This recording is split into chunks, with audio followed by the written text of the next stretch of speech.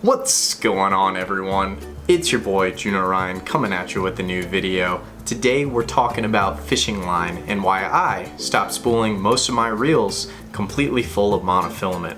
I pretty much made the switch where almost every single reel I own has braided line on it. Let's get into it.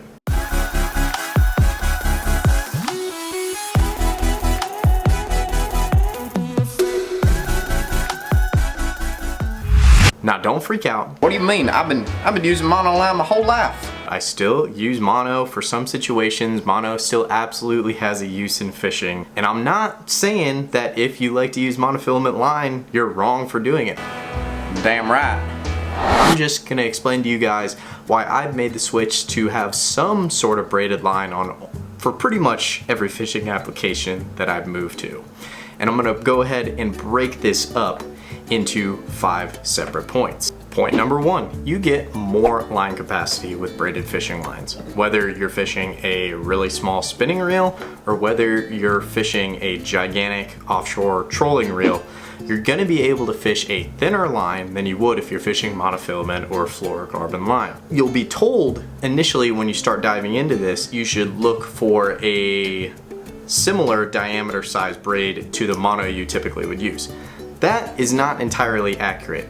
For instance, on this spinning reel, I would be using something like an 8 or a 10 pound monofilament line. Equal diameter braid is gonna be in the 30 to 40 pound class. I don't need that at all. 10 pound braid is more than strong enough for the applications that I need. So I'm able to fish something that's the size of like 4 pound test. So I'm able to pack a lot more line on this reel. Point number 2, braid is thinner so it cuts through the water better.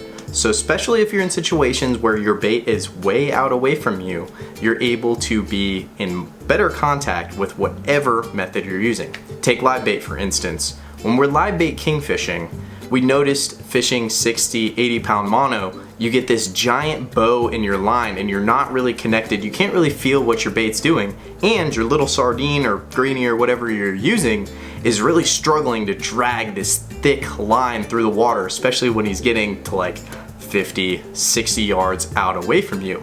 Switch that over to something that's 10 times thinner, he's gonna be able to swim much easier. You're gonna be able to feel what he's doing as an angler, and you're gonna be able to present that bait better to the fish you're trying to catch. You're fishing lures, you're gonna have more sensitivity.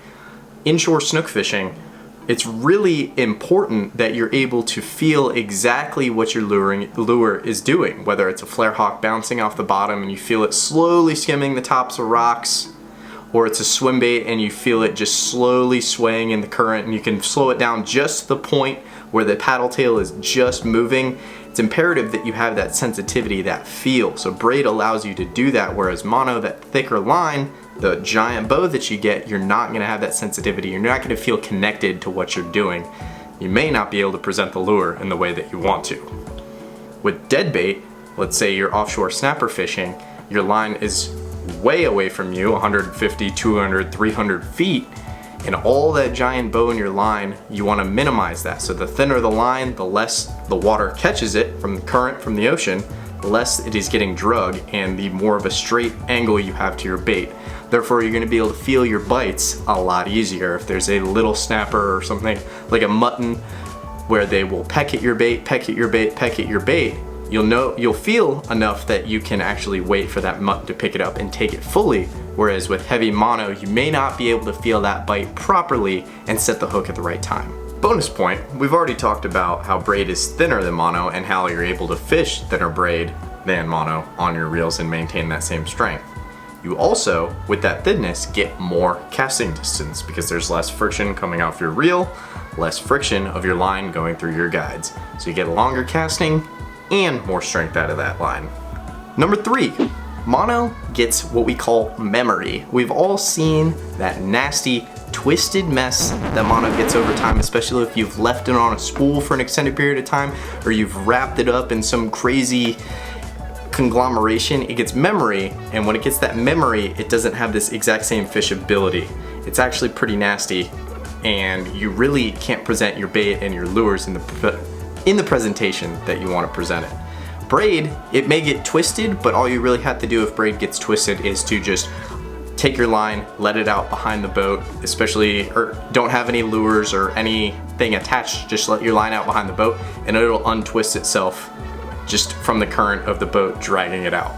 Braid truly lasts much longer than mono. If kept right, you can actually keep your braid for 8 to 10 years, especially if you don't fish super often. Mono, when kept, its shelf life is at maximum 2 to 3 years. Now, that's not official, that's not documented anywhere, but just from my overall experience working in a tackle shop for years, just doing this for my entire life, I've really never seen mono that's used or stored last more than 2 years. I'm sure there's gonna be comments, Ryan, what do you mean? You absolutely use mono. I've seen you use it in this, and this vid. And for instance, this Avid LX, I have 40-pound monofilament on it. But what a lot of you don't know is underneath this 40-pound monofilament, I have a bunch of 65-pound braid, like 300, 400 yards. Now look, we're going into our past points. There's more line capacity on my reel. I'm able to switch out my mono top shot without having to completely respool my reel every time. So when I'm replacing my mono, all I'm replacing is the top shot, about 100 yards, as opposed to replacing 300 to 400 yards every single time.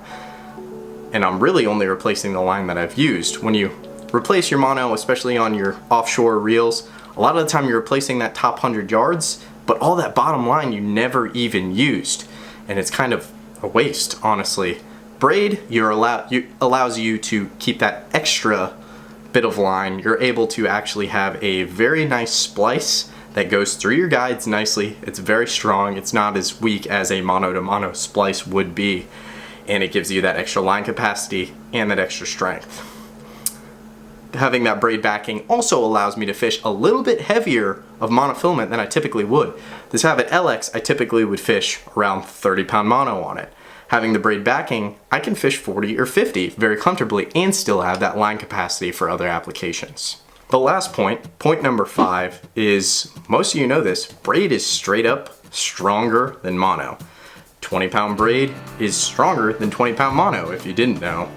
Braid actually typically tests significantly higher than its rated strength. Power Pro, for instance, 20-pound Power Pro, when rated by Sport Fishing magazine, actually tested out at around 41 pounds. Ridiculous, right? So now you're thinking back to your 6-pound setup that you're fishing, or your 4-pound setup that you're fishing 20-pound braid on. Might be a little overkill. Maybe you can downsize to 8 or 10-pound braid and still get the job done with all those other benefits of braid.